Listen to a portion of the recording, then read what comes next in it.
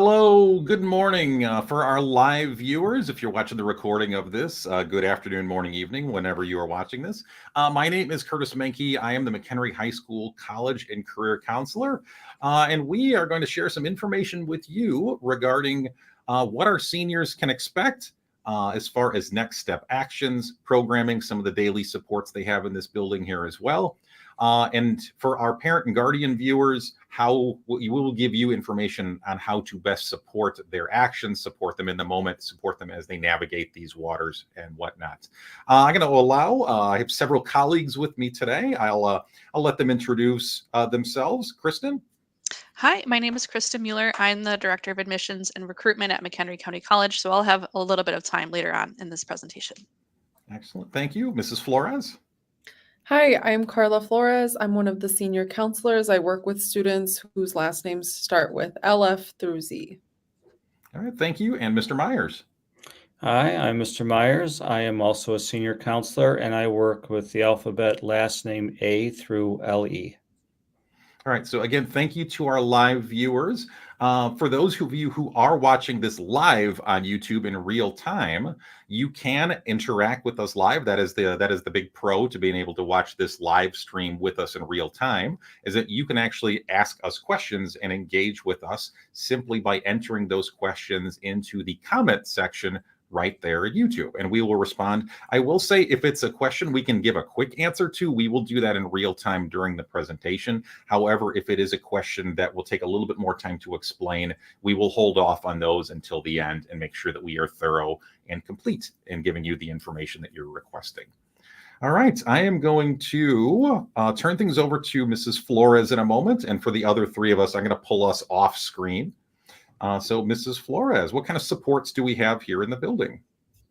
Yeah, so I wanted to start off by introducing the remaining members of our senior team. So you have me, Mr. Myers, and Mr. Menke live with you, but we also have Patrice Frederick as our Assistant Principal of Student Services, Mr. Corzo is our social worker, Miss Reed is our Prevention and Wellness Coordinator, Mrs. Nemec is our school psychologist for seniors, and then Mr. Schroeder is our Dean for seniors as well. So you'll work with us throughout the year as we get your students through to graduation. Here is locations of some of the senior team in the building. So counselors, we can be found in the College and Career Center. The social workers are in the main office. If your student is seeing a social worker, they check in with them first in the chill zone. Our school psychologists are also in the chill zone, which is that bottom photo you can see on the bottom right. And then our deans are also located in the main office. Now, social workers and psychs. So we have a team here. Basically, we are helping your students and supporting them for the future, but we also want to make sure they are taken care of and their wellness in the present. So we have individual and group supports available for students. So please reach out if there's anything we can be doing to help your student. And we want to give them resources available in the community as well. So we have a lot of members of our team who can provide information and supports for your students. So a little bit more on the chill zone. So this is also on the second floor, right across from the main office. All students have access to it.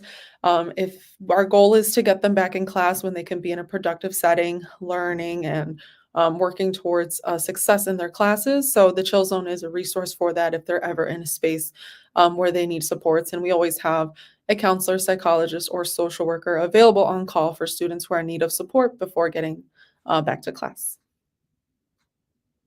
And then we have our dean, Mr. Schroeder. If your student works with Mr. Schroeder in any capacity, our goal is attendance. We want our students in the building, and our goal is safety. So making sure that your students are safe and present in the building as they are working through their senior year and what's next for them after that. So please reach out to Mr. Schroeder if you have any questions as we work through the year with them.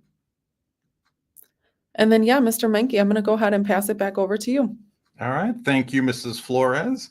So on a regular basis, I tell our students that, we have one goal for you regarding next step actions. And that goal is get educated or trained in something more than a high school diploma. And there's lots of ways to get there, and we'll start going over those in a few moments. But I like to start just with a couple kind of almost belief statements that we have to kind of keep ourselves grounded and to keep our students balanced as they take care of business in the present, but also look ahead. All careers have value. All careers have dignity. We really pride ourselves at McHenry High School in ensuring we have pathways, post-secondary pathways for all students, regardless of what they're interested in, what their particular skill set is, and making sure that we have a way for everyone to be successful beyond these walls. And senior year is that tricky balance of it's okay to not know. As I've shared in other presentations, I was 23 by the time I figured out I wanted to be a school counselor. So, working with 15, 16, 17-year-olds who aren't sure, we want to do everything we can to empower them and to not feel like they have the weight of the world on their shoulders to know exactly what they want to do with their life at 17.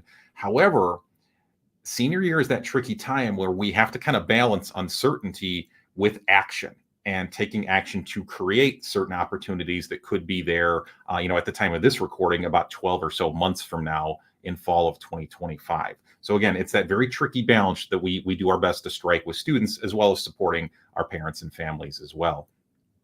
I like to keep things simple. We summarize one word that kind of captures how we engage with your students at each of the 4 grade levels in high school, and senior year is the time to act. So it's the time to gather the information, really take that one final look at self, and start acting on some of those post-secondary opportunities. Just a quick reminder, most specific graduation requirements have been taken care of by this point senior year. In the green box, there are some of the most common graduation requirements most students still take care of during their last year in high school. Most students still have a full English credit left. They'll have a PE each semester, government, consumer ed, and then there's usually some lingering elective credits as well. I will say, if you have not heard from Mrs. Flores or Mr. Myers, your student is in good shape with graduation standing. So some resources. I'll go over the main resources that we offer your students to support their exploration and their actions. They are all housed in a course in Schoology called Next Step Resources. So again, even from the parent view, when you're in Schoology, click that courses button and you will see a course that pops up with that big orange arrow logo that you see on your screen, that you see behind me. Click that course, and in there are these exact resources that we have. I will say that I hope the most important and valuable resource for you and your students are us. So our information is there. There's also a hyperlink right below our names in the Schoology course, and that is where students can actually schedule their own meetings with us. They pick the time and date. It reads our calendar. It won't even show them dates and times where we're not available. So a couple of the other main resources we have. Every Monday morning, I send an email out to all 4 grade levels, and it's tailored to all 4 grade levels. So again, in other words, sophomores are going to get different content from seniors. There's also a staff version as well to keep our students and our staff up to date on opportunities that are coming up in the next couple of weeks, programming, presentations, as well as some other local and even national opportunities as well for them to explore and act on. I like to tell students, give me 60 seconds of your time every Monday morning. You don't have to look at this email word for word. Just kind of take a quick peek at the calendar, what's coming up in the building in the next week or two, and then just kind of scan the bold headings to see which of those kind of apply to you, and then take the deeper dive after that.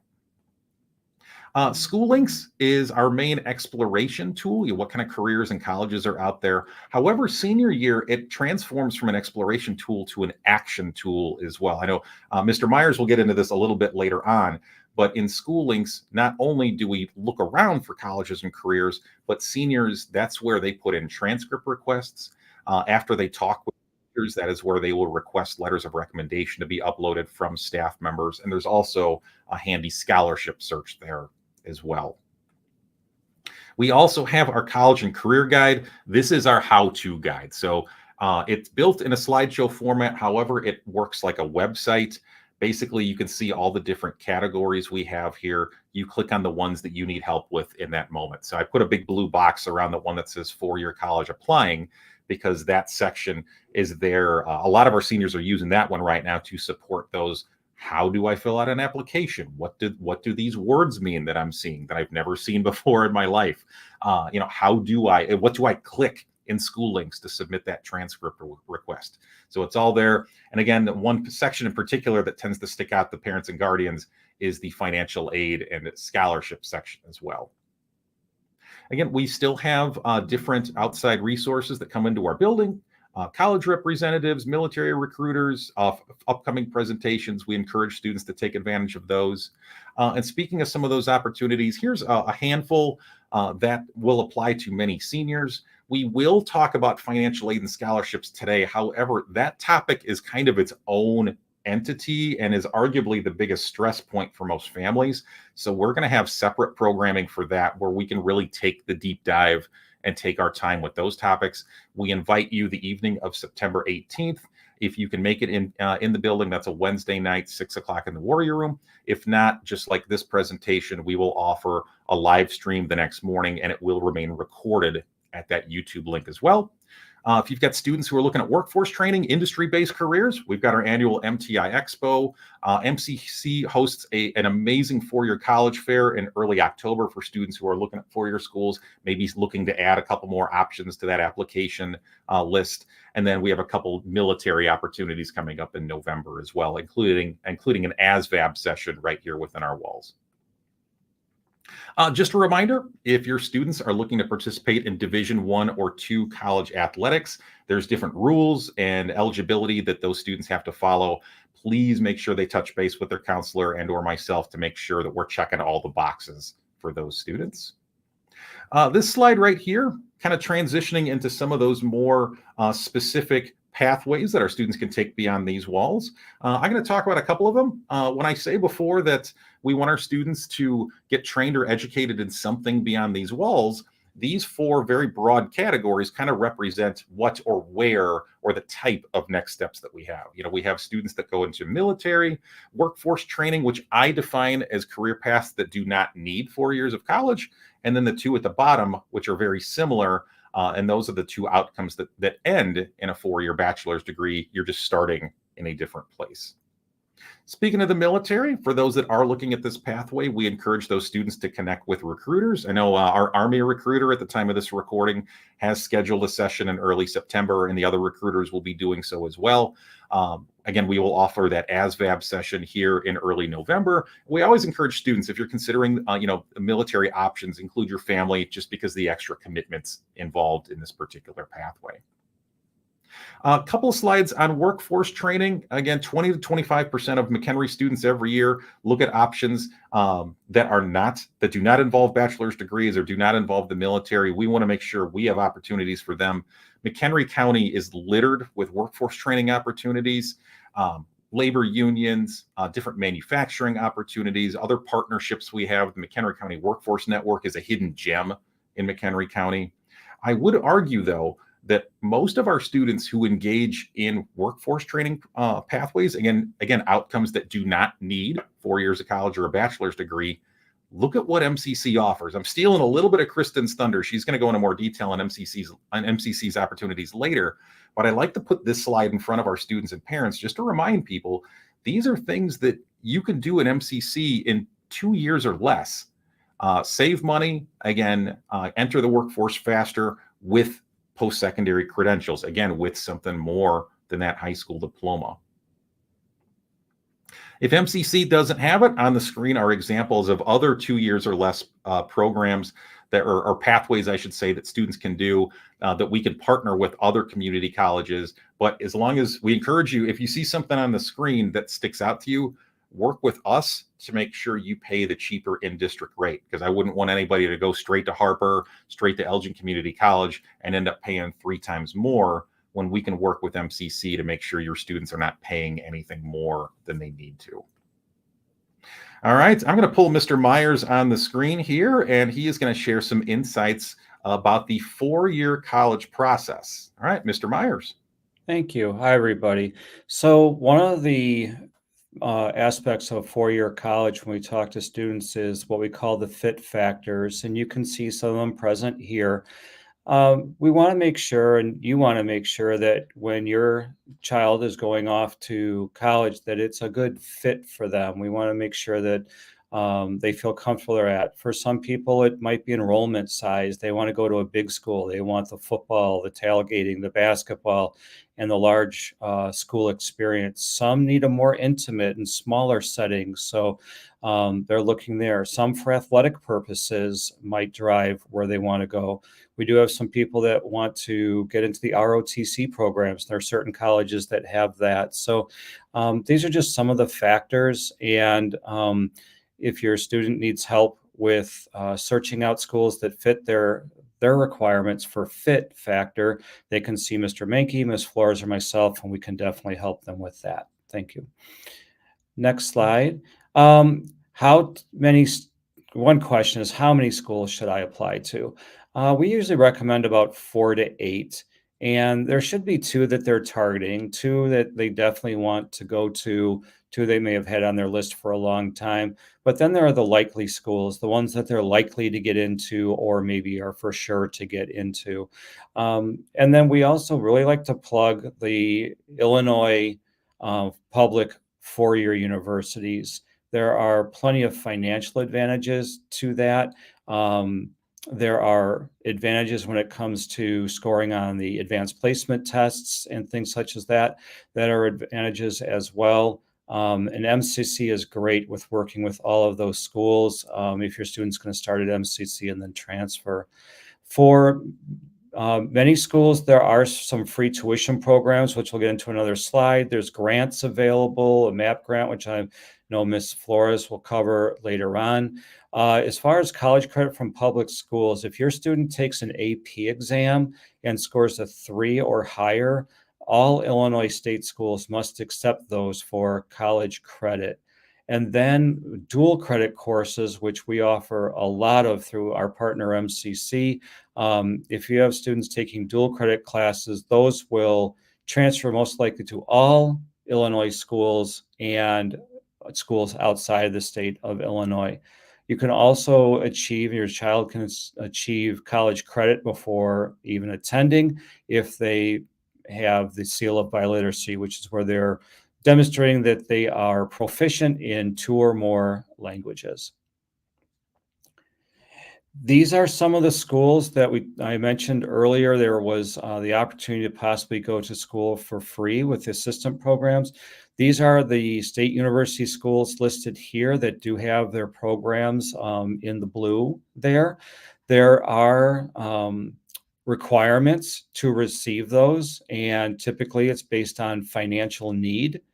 Each of these programs is different. So if your student, for example, is looking at Northern Illinois University and you're seeing this slide and it's like, oh, the Husky Pledge, I want to know more about that. You can definitely reach out to us, but the best resource actually is to reach out to Northern Illinois University themselves. Call their admissions office, ask for admissions officer, get connected to someone who can speak to you about this, and that way you have the firsthand knowledge. So this is a good slide to always reference to if your student's looking to stay in state and you're thinking that financially there's going to be a need. Okay. When to apply? Some of our go-getters started to apply in August, which is just fine. The typical time frame to apply to schools is somewhere between September and November for most four-year applications. The certain schools don't even have their applications up and open yet as far as accepting them and reviewing them. They're going to start actually real soon, September 1st, but other schools have started, and there are different types of deadlines and different types of ways to apply. Some people, we want to point out, early action, early decision. This is something that we get asked about a lot. What does it mean to do early action? Early action, a school or a university will set a deadline that if you get all of your materials in by this certain date, you're going to have more of a priority when it comes to looking at the application. They'll look at the application first. There may also be, with some schools, some financial benefits available to them based on early action. Early decision is if your student, or you're thinking about early decision or wondering what that is, really have a talk with Mr. Mankey, Ms. Flores, and myself. That is a contractual binding agreement that if your son or daughter, your child, applies under early decision, if they get accepted, contractually now they have to go. And if they choose not to, then there's a financial penalty to that. So we say early action, yes. Early decision, no. But if you want to talk to us about early decision, we can explain that more. There are regular deadlines. Usually it's around January 1st and beyond for regular decision. And there's some major scholarship deadlines, but the best thing to do is to seek out Ms. Flores, Mr. Mankey, or myself for more information or any questions about when the deadlines are and any requirements met. I personally like to tell my students that I'd like to see them done by October 15th to Halloween, somewhere in there, since most early action dates are November 1st, most, not all. And then application types. There are several types out there, but the two most common ones, there's always an institutional. Institutional means that you're going on the website of the university and you're using their application that they put on their website. If your student is doing an application that way, then what we ask is that please tell your student to let us know when they've completed that application, because there are some steps in a program called School Links that we're going to talk about later that we need to do for them. So we need to make sure that that application gets added to their School Links account. And it's fine to go through institutional, doing it on their website. The other one is Common App or Common Application. In years past, back when I was applying to schools and Mr. Mankey was applying to schools and so forth, we had to sit down and we had to fill out an application for Illinois State. Then we had to fill out another one for University of Illinois, then another one for any school in Wisconsin, and so forth and so on. All these admissions officers decided, you know what, this is kind of foolish. Let's make it a one-stop shopping, basically. So over 1,100 universities and colleges use the same applications. They use one program called Common App. So your student needs to create an Common App account, and it does save time, like it says here. And also in Common App, each school, when your student clicks that college to their My Colleges list, it'll list steps that they need to perform beyond the simple application to fulfill the admission requirements to be reviewed for acceptance. So please have your students see one of us and we can walk them through that if they haven't figured it out already. Most of the students have figured this out already. Application fees and waivers. Most colleges do charge a fee to apply. If your student is on the free and reduced lunch program, they actually are eligible for those fees to be waived. And if they need help with that, they can just see us or questions. So if your student's on the free and reduced lunch, they should really reach out to one of us to help them click the appropriate buttons so they make sure that those fees do get waived. And School Links, I mentioned this before. The reason why School Links is important is most of the high schools in McHenry County and beyond McHenry County are switching over to this program called School Links. With School Links, it's great. If your child is using the Common App, then School Links and Common App will sync. The student has to sync the two together. We can show them how. We also have resources so they can just see it themselves and how to do it. But once the student has a college, university in School Links, automatically the transcripts will be sent to those universities. Other materials that universities use for admission purposes to review your student are sent through School Links. And again, if your student needs help with this, just have them reach out. All of us can help them. In fact, this is taking up the majority of mine and Mr. Mankey and Ms. Flores' time is getting everybody set with School Links and making sure it's talking to Common App and everything is set up. Okay. And then test scores. When the pandemic hit and taking a large test in a facility with a lot of individuals together was deemed unhealthy, a lot of colleges and universities decided that they were going to make test optional when applying to schools. There are still some schools out there that do want test scores. There are certain states with state universities that want test scores, but the majority of them do not require test scores. When it comes to the question of should I send my test score or should I not, that's more of an individual basis, a student by student case, and actually college by college case. So we highly suggest that if your student is thinking they should or wondering if they should send their test scores, please seek out Ms. Flores, myself, or Mr. Mankey, and we can help with that decision. Okay, I'm going to turn it over. No, I'm sorry. I have one more slide. I apologize. The essays. Some colleges will require your student to submit an essay. The essay is mostly a personal narrative, but there's some essays for certain schools where they have writing prompts that tell you what the student should be writing about.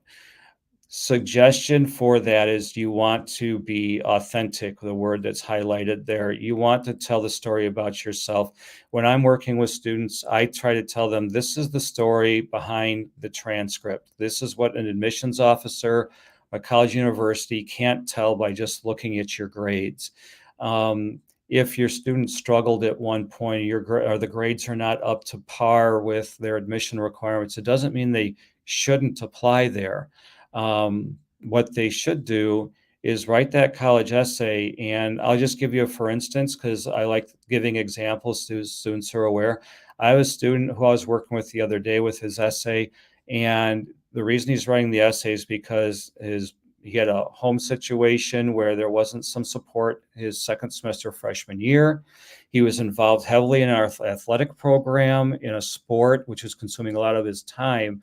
With the changes at home and the fact that he didn't realize the demands that sport was going to have on his time, his grades really took a nosedive. Since he's been able to work with myself and others in the student services, get himself a little more back on track and focused, he's figured out how to manage himself, and his grades have been on the incline ever since. So although his grade point average is just below some of the colleges that he's applying to, that essay is really going to show the admissions officer why his grades took the dip, the reason, what he learned from that, and now why he's prospering with us right now. He's a great student, and the essay will definitely help. Okay, next slide, please. And then letters of recommendation. Well, letters of recommendation, not all schools require these. In school links, your student can click on each of their colleges and see, do they want letters of recommendation? For example, University of Illinois says, no, we don't want letters of recommendation. So we keep reminding students, don't send them there. They can see this in school links.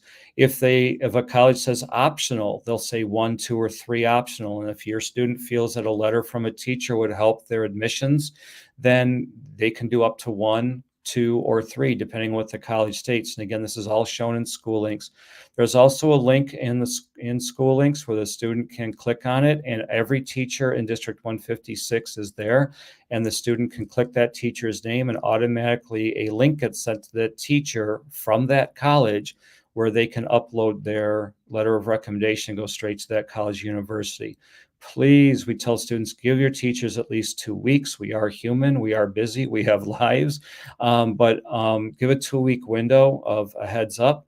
And then when you're requesting that, please tell the teacher everything about you inside and out of McHenry High School that you've been involved in, so they can personalize the letter more than what they already know about your child. Okay. All right, and disability services. This is actually my last slide. I apologize.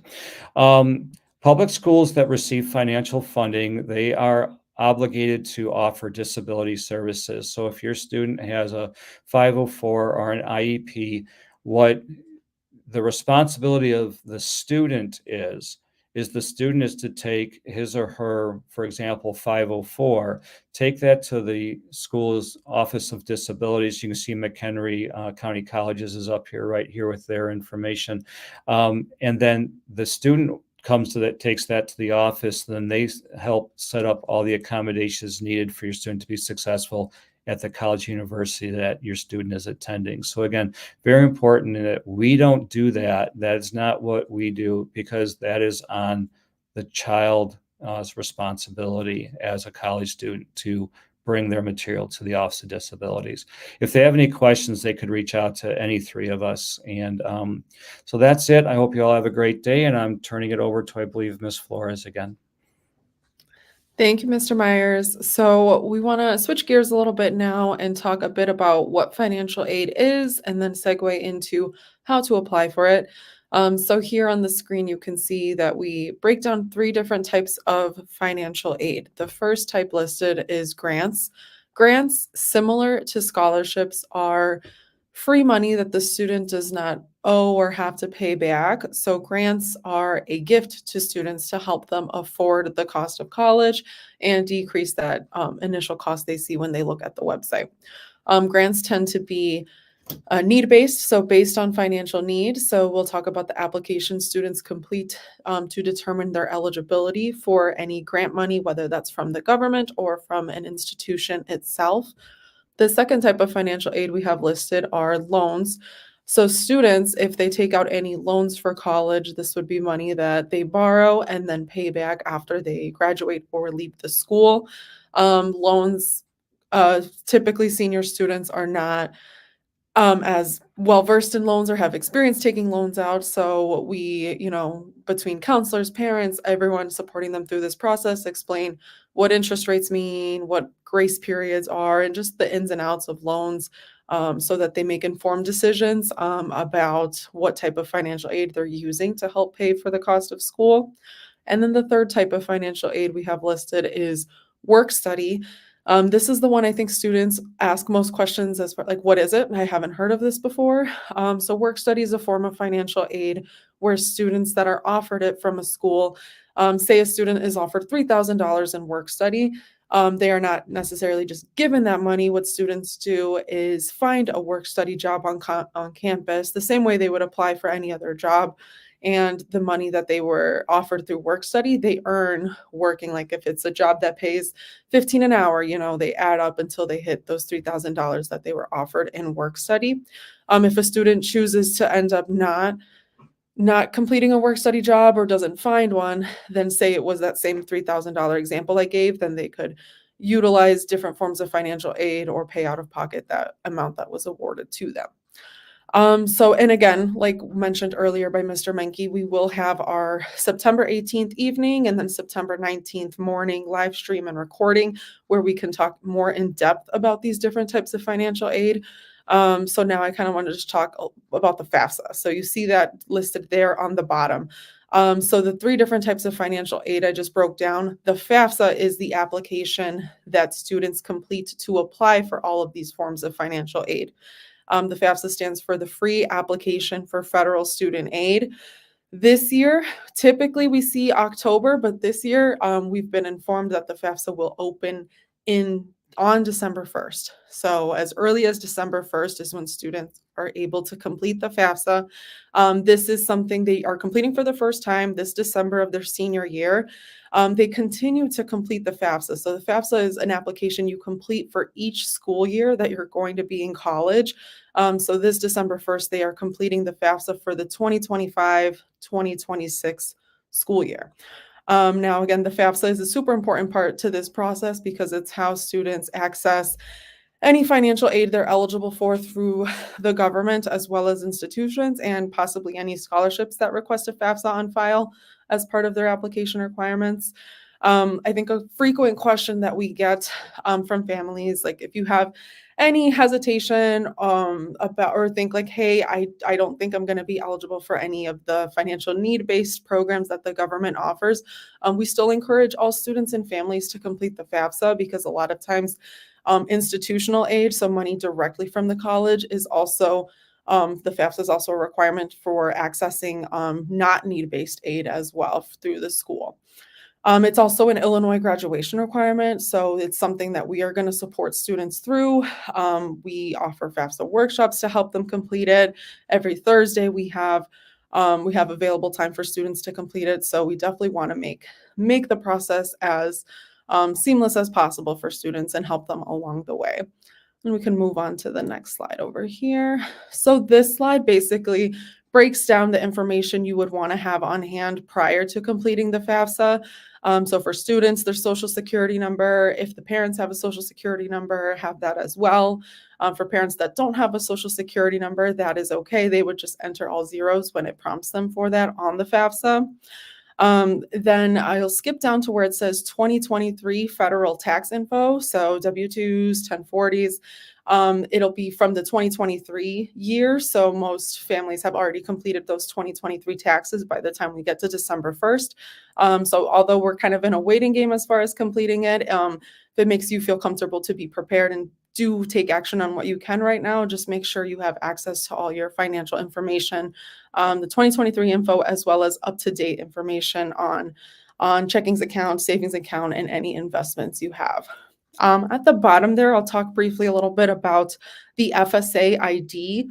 So the FSA ID is essentially the student and parents account for the FAFSA website. So all students and then at least one parent for the student will create an FSA ID. This is how they log into the application, and it's also how they electronically sign the FAFSA and verify their identity while they complete it. For students, we encourage them to use personal emails on their FSA ID. Like I mentioned earlier, the FAFSA is something that you complete for each school year that they're in college. So creating the FSA ID with their personal email allows them to have access to that if they need to reset passwords, verify email, or anything like that long after they've graduated from McHenry High School. We also offer a lot of students, we'll have them in school during the school day, help them with it. They do need to have their social security number in order to create the FSA ID. So that's something, if you want to get a head start on just having them prepared for this, like making sure they have access to their social security number or memorize it so that they can move forward with FAFSA completion. And then, sorry, one more thing I'll just clarify. Students and parents are able to make their FSA ID accounts now. It's the application itself that doesn't open until December 1st, but they are, if you want to get a head start on making the account, that is something you are able to do now. I'll go ahead and move on to the next slide. So this is something we definitely want to stress to students, that they are completing the 25-26 FAFSA. So if they think of it school year to school year, 25, that's fall 2025. So after they've graduated from high school in May and start their fall 2025 first semester in college. If any of your students, if you're watching this and they are a December graduate and they are starting at MCC or somewhere in this upcoming January semester, then they can complete the FAFSA that is already available. But for majority of our senior class, they will be completing the 25-26 FAFSA that opens on December 1st. And then we also definitely want to emphasize the website. So FAFSA.gov, so .gov. This is the website that you complete the FAFSA from. We highly encourage students to overly indulge themselves in that .gov website because we want them to avoid any other possible websites like FAFSA.com that are misleading or a scam or encouraging students to complete the FAFSA when it's not the actual website. So the correct and accurate website is FAFSA.gov. And just wanted to make a quick note as well. So if your senior is not eligible to complete the FAFSA due to their citizenship status, the state of Illinois does have the alternative application for financial aid. This gives students access if they're eligible for state-based aid. Mr. Myers mentioned the MAP grant earlier. The MAP grant is a need-based grant in the state of Illinois for Illinois students who attend a school in Illinois. This counts for MCC, most four-year schools, several trade schools. The MAP grant applies for most accredited schools in Illinois. That could be up to $8,340. So students who complete the FAFSA are considered for that grant, as well as students who complete the alternative application. This is also expected to open on December 1st. Now, I talked about grants work study, and loans. So now I want to take a little bit of time too to talk about scholarships. So when it comes to scholarships, we have a couple different sources of where students access scholarships. The first one we have listed is institutional scholarships. So your students are currently or preparing to apply to colleges and complete those college applications. That's where institutional scholarships come from those colleges directly. So your students completing their college applications is step one to accessing those institutional scholarships. After they complete their applications, we highly encourage students to connect with the admissions rep at each school they applied to and ask them, how can I ensure I've considered myself for all of your institutional scholarships? How some schools might tell them applying to our college alone is you applying to all of our scholarships. We don't have any other further action for you to take. Some will tell them we have one application for all of our scholarships. Please complete this application. Some schools might direct them to a link to all the applications for each scholarship. So since each school can work a little differently, that's why we encourage students to get that info directly from each admission rep at the school that they're attending. Institutional scholarships is definitely the biggest source of scholarships for majority of our students. And then local scholarships, this is something we definitely emphasize a lot. In the Schoology course, we have a link to our local scholarship where we post all of the local scholarships that we are made aware of. This tends to be heavier in the spring semester. So if your student is focusing on applying to colleges and then FAFSA in December, then coming back for the spring semester is when they'll pick up and apply to local scholarships. We highly encourage students to apply to all the scholarships that they meet the minimum criteria for. We can't emphasize enough that, especially with local scholarships, they are much more likely to be considered for that scholarship money. So we highly encourage them to take the time and energy to work on those scholarship applications and submit them. We also have, national scholarships. So SchoolLinks is one of the primary sources we recommend for students to look at national scholarships as well. And those deadlines, are year long. So if your student has, completed their college applications and is looking for how else they can be productive between now and December when the FAFSA opens, they can check out some national scholarship websites as well. And then on the right side, I just wanted to break down, there's a lot of different scholarship types. So the first one is, I think the one students tend to think most of is those merit academic scholarships based on GPA and grades throughout high school. We also have a lot of scholarships based on financial need, different talents students have, athletics. So we definitely want to encourage students who maybe they don't feel like they're the strongest candidate academically. There are so many different types of scholarships for all types of students. So we highly encourage them to take that time to find a scholarship that they meet the criteria for and that they are a prime candidate for. I'll go ahead and move on to the next slide. And then Mr. Menke, I'm actually going to go ahead and bring you back in. I know we've talked about a lot throughout this session so far. So I would like, before we pass it over to Kristen at MCC, for Mr. Menke just to break down hey, timeline, what are some main things to be focusing on and when?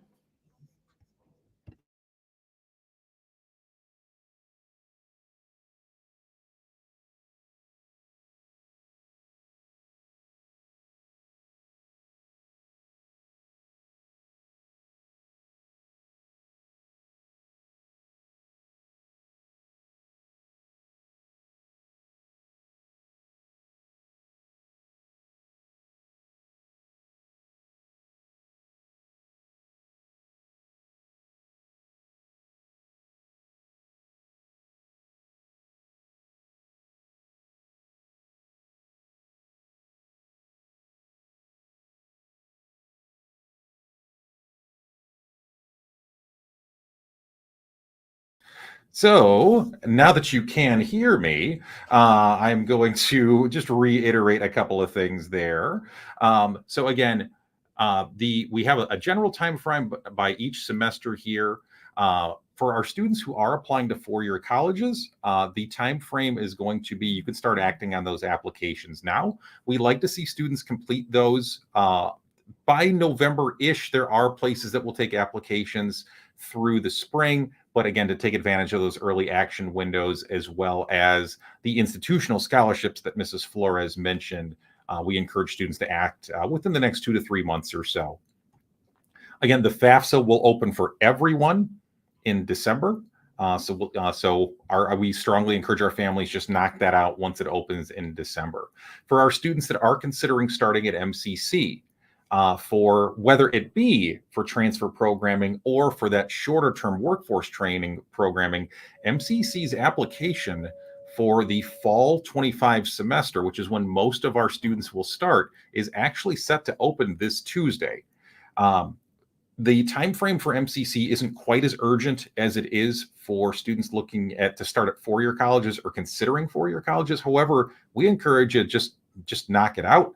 We'll give you one tip. Mr.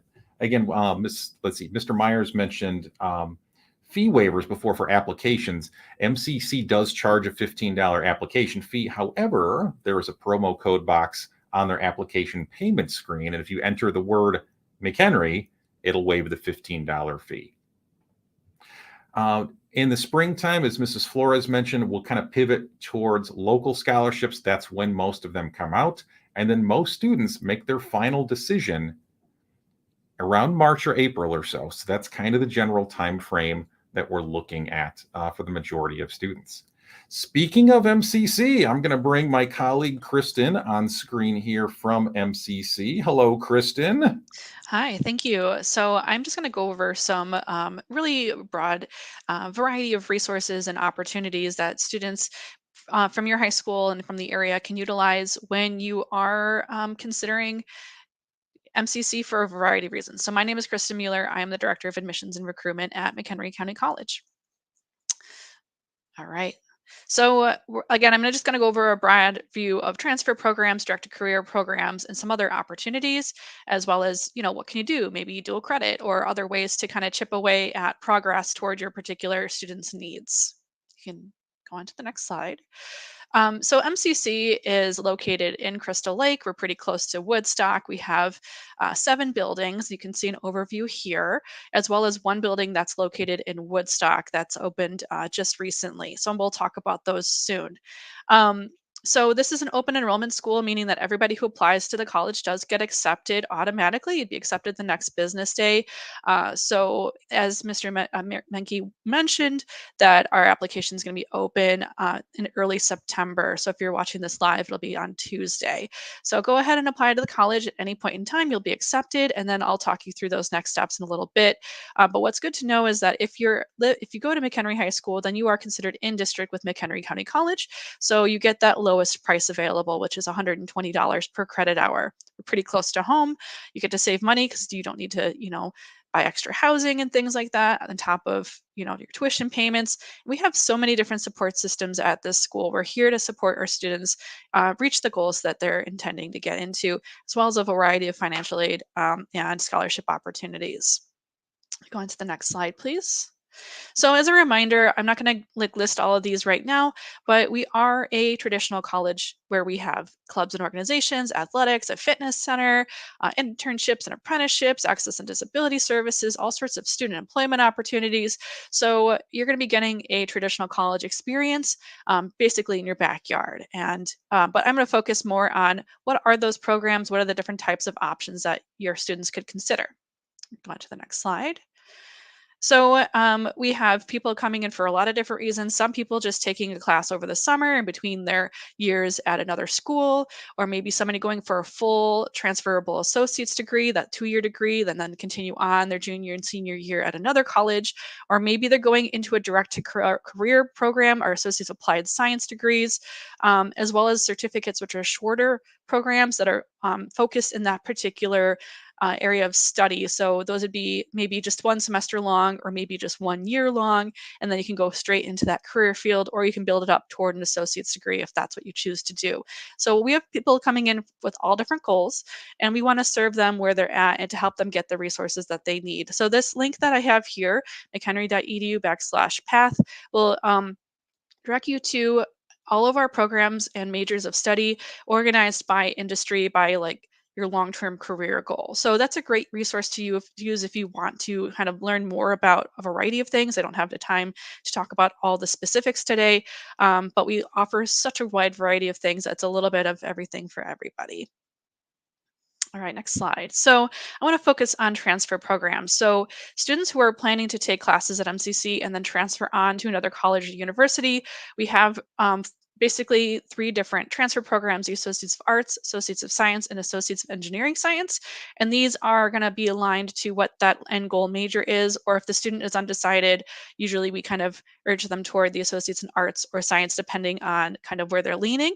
But these programs are designed around the Illinois Articulation Initiative, IAI, General Education Core Curriculum, so that they're meeting the same freshman, sophomore year core requirements that they'd be taking at any other university.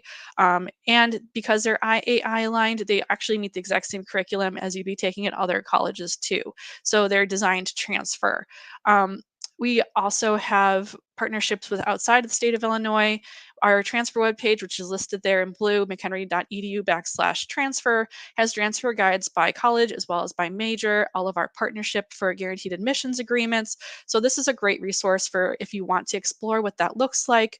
But just know that our academic advisors here are they're here to help a student do that long-term planning, because every college is a little bit different. They all have slightly different requirements or needs. Or if a student is exploring a few different options, that's where working with an academic advisor is kind of similar to working with a school counselor in high school. They should be seeing them regularly to make sure they're taking the right classes in the right order to graduate on time and transfer smoothly. So try not to do that on your own while you're in college. You have the ability to do it on your own, but don't, work with an advisor and all the support systems available at the college.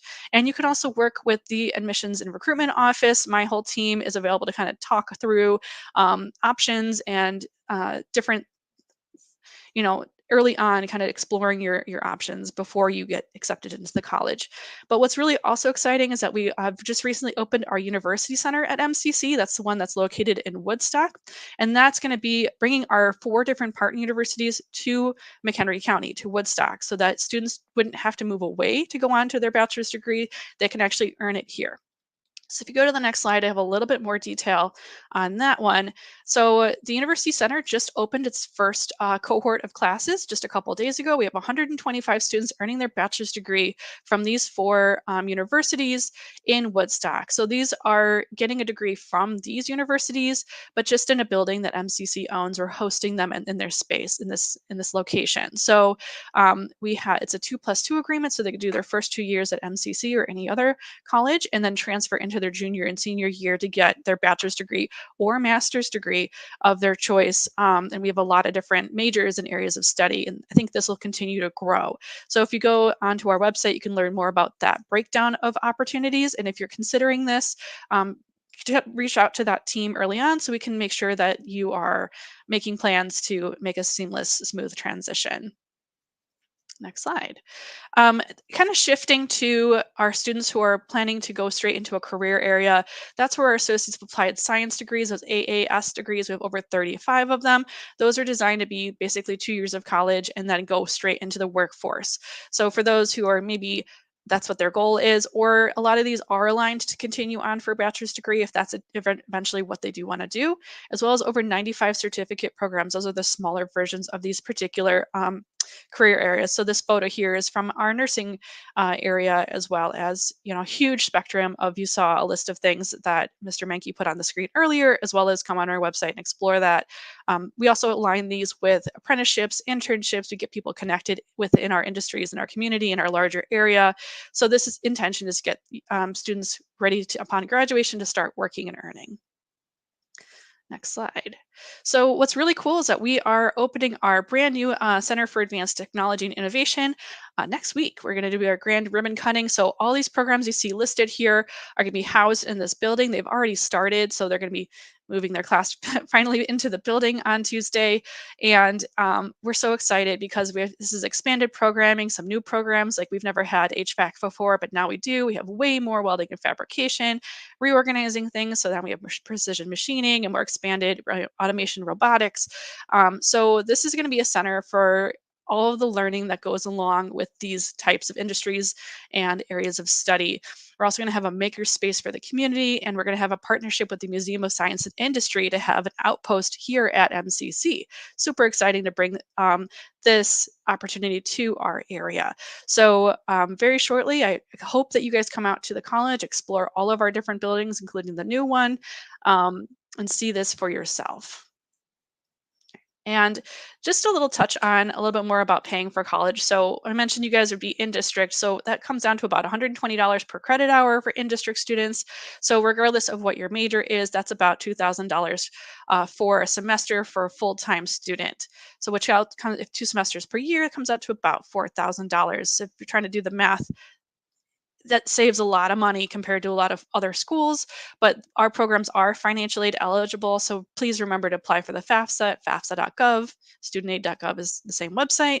And try to get as much grant money as you possibly can through that way, as well as applying for our scholarships. So we're one of those institutions where you have to apply into the scholarship to be eligible, but it's a really simple application, which automatically matches you to over 100 of our scholarships, from anywhere from $500 to a full ride over $10,000 in an award. So make sure to do that by our deadlines. Next slide. So this is just a little snip of what that step would look like. The first step is to apply to the college, and that application will be open in September. So if you have a device on you, can use that QR code to take you to our application and next steps. And then everything else I have listed here comes a little later on. Remember, apply to the FAFSA starting in December, apply for scholarships by the deadline in early spring, and then start working with the college about placements and registration, usually over the summertime. So for right now, the focus is on applying to the college, but please reach out to my team, myself, if we have any way we can support you guys coming out to walk around the college or answer any questions, or just, we're here to support. So thank you so much for your time.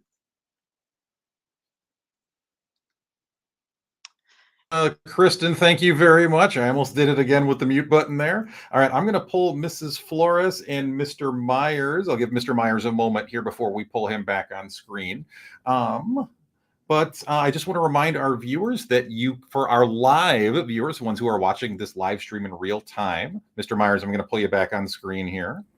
Thank you. That our live viewers can actually ask us questions in real time simply by entering those questions into the chat box in YouTube right below the video screen that you're seeing there. So we're going to give our viewers one more moment to ask any live questions that they may have, and we can respond to you literally right here. As we give our viewers one more chance to enter any questions, and I'll keep an eye on that. Mrs. Flores and Mr. Myers, I'm going to throw a question at you. Mrs. Flores, you can go first, and then Mr. Myers, will let you take a crack at the second. So the question is, what is one big tip that you could give our seniors right now? One big piece of advice. Mrs. Flores, what do you think? Yeah, I would say to take advantage of the supports you have here in the building as you're going through this. So whether that's, when Thursdays during AIM, we are doing our senior drop-in. So every Thursday during AIM, starting September 12th, me, Mr. Myers, and Mr. Menke are available. So I highly encourage students to come work on their applications with us in the College and Career Center. Maybe 95% of what you're doing, you're just handling independently on your own. But at least that way, that proximity to us, you can easily ask any of the three of us questions. So I would just say, work with us. Let us help you. Don't let any uncertainty or questions linger. That's what we're here for. Yeah, I love that, Mrs. Flores. And again, just reiterating that, because we didn't include that in the formal presentation. Again, we're here to help your students at any point. However, again, every Thursday during AIM is just open career center for any senior. And that's going to start on Thursday, September 12th, where at least one of us, if not all three of us, will be in there ready to help any of our 560 seniors with any post-secondary questions and actions. Mr. Myers, what is one piece of advice you would give our seniors? So having a daughter that went through this process and having a son right now who's a senior going through the process, I highly suggest that if you physically can get yourself on campus to see a university, maybe the ones that your student wants to go to or ones similar to it, I really feel that fit is such an important factor. I mean, you take a tour of MCC, see what they have to offer, meet with their people. But, I told a story where I took my daughter to Carthage to go look, and that's in Kenosha, and it's a smaller school, and she liked it, but she said, feels a little claustrophobic. So I said, well, this doesn't feel comfortable. You said, no. We drove up to Milwaukee, where she wanted to see Marquette. She took all of like 3 or 4 steps out of the car and said, Dad, no, because she just knew a city environment was not going to be right for her. So then we drove out to the University of Iowa. It was a couple-hour drive, but as soon as we toured there and she saw it, she felt home, and she'll graduate from there this December, and she really loved it. It's just, without visiting those schools, she just didn't, she wouldn't have found that fit. I'm not sure if she would have found it. So if you can't physically get there, there's also some virtual tours that you can take online and see what a university is like. But if possible, try to visit a college or two. And if you can, one that your child is going to apply to. All right, love it. Absolutely love the real story there of what it can be like for our students. And I also encourage parents, like, never ignore that sort of gut visceral reaction you or your student might have, especially when you lay eyes on campus or step foot on it for the first time. All right. Well, Ms. Mueller, Ms. Flores, Mr. Myers, I am not seeing any questions coming in from our live viewers. So I think we're going to wrap this up. Again, on behalf of my colleagues, Ms. Mueller, Ms. Flores, Mr. Myers, and our partners at MCC, thank you for those watching this live. Thank you for those watching the recorded version of this. And remember, folks, always ask that question, what am I looking forward to?